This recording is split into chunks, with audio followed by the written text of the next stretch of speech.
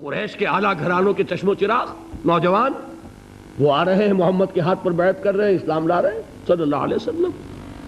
انہوں نے دیکھا یہ ہمارے غلاموں میں بھی یہ آگ پھیل گئی، یہ تو سمجھیے کہ بارود کے اندر آگ لگ رہی ہے۔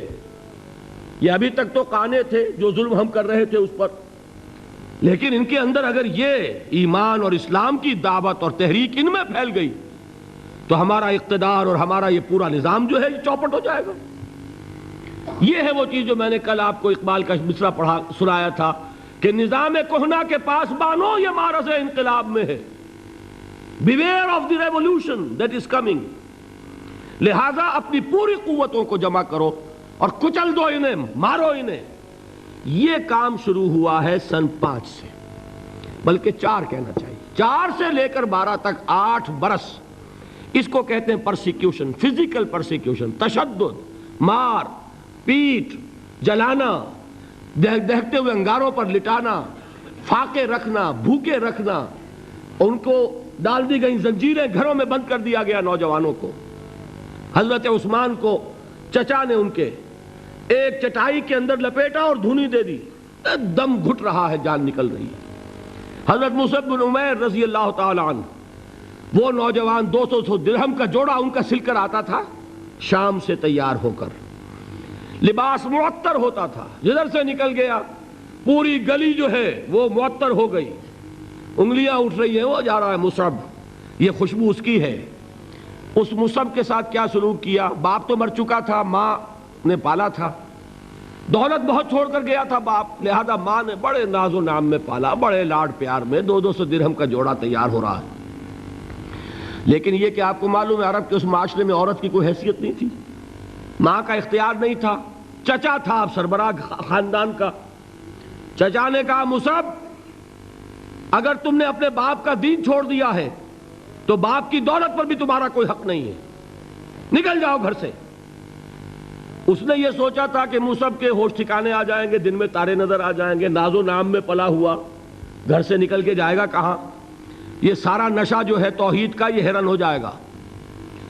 حضرت مصعب کا جواب بالکل برعکس تھا، اچھا ٹھیک ہے چچا جان میں گھر چھوڑتا ہوں۔ وہی بات جو کبھی کہی تھی ابراہیم نے، باپ نے کیا کہا تھا؟ واجرنی ملیہ، جاؤ چلے جاؤ، دفع ہو جاؤ میری نگاہوں سے۔ حضرت ابراہیم نے کیا جواب دیا تھا؟ سلام علیک ساستغفر لک ربی انہ کان بی حفیہ۔ اچھا ابا جان آپ کا حکم یہی ہے تو میں چلتا ہوں، آپ پر سلامتی ہو، میرا رب مجھ پر بڑا مہربان ہے، میں اس سے آپ کے لیے استغفار کروں گا۔ چل دی۔ یہی جو ہے حضرت ابراہیمی کی نسل ہے نا قریش۔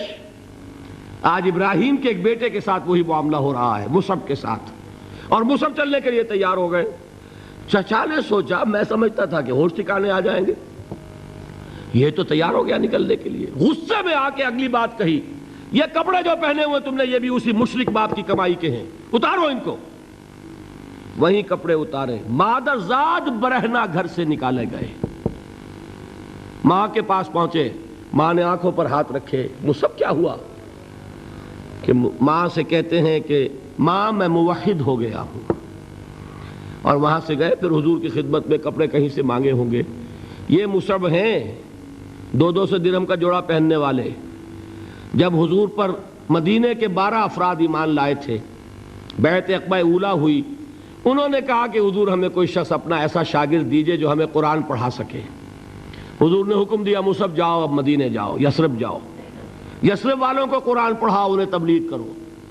مصعب گئے ہیں وہاں، 1 سال کی کمائی 75 افراد لا کر حضور کے جھولی میں اگلے سال ڈال دیے کہ حضور یہ میری 1 سال کی کمائی ہے۔ 72 مرد 3 عورتیں، انہوں نے وہ بیعت کی تھی، بیعت عقبہ ثانیہ، جس کے الفاظ کل میں نے آپ کو سنائے تھے، بایعنا رسول اللہ صلی اللہ علیہ وسلم علی السمع والطاعت فی العسر والیسر والمنشط والمکرہ وعلی اثرۃ علینا وعلی لا ننازع الامر اہلہ وعلی ان نقول بالحق اینما کنا لا نخاف فی اللہ لومۃ لائم۔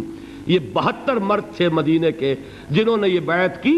پھر انہوں نے ریکویسٹ کی کہ حضور اب آپ ہمارے ہاں تشریف لائیے، ہم اگر یہ مکے والے وہاں حملہ کریں گے تو ہم آپ کی حفاظت کریں گے جیسے کہ اپنے اہل و عیال کی کرتے ہیں۔ بہرحال وہ مصعب بن عمیر ہیں جو غزوہ احد میں شہید ہوئے، اور جب شہید ہوئے تو ان کے جسم پر صرف ایک چادر تھی۔ ایک بات تو یہ نوٹ کیجئے، موضوع سے ذرا بات تھوڑی ادھر ادھر جا رہی ہے، لیکن یہی چیزیں ہیں اصل میں کہ جو ہمارے دلوں کو منور کرنے والی ہیں نور ایمان سے۔ وہ علم بردار تھے غزوہ احد میں، جھنڈا مسلمانوں کا ان کے پاس تھا۔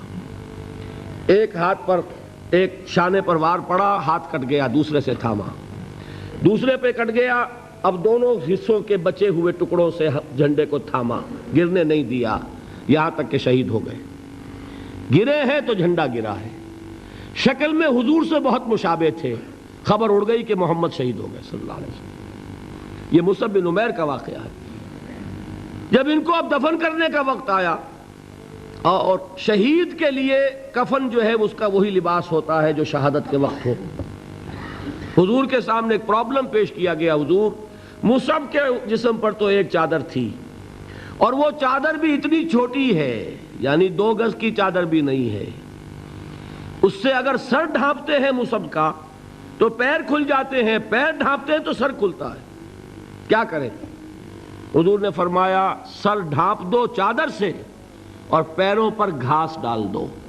یہ آخری لباس ہے جو محمد کے اس دیوانے کو اس دنیا سے رخصت ہوتے ہوئے ملا ہے، جس کا 200 درہم کا جوڑا چلتا تھا۔ یہ ہے صبر۔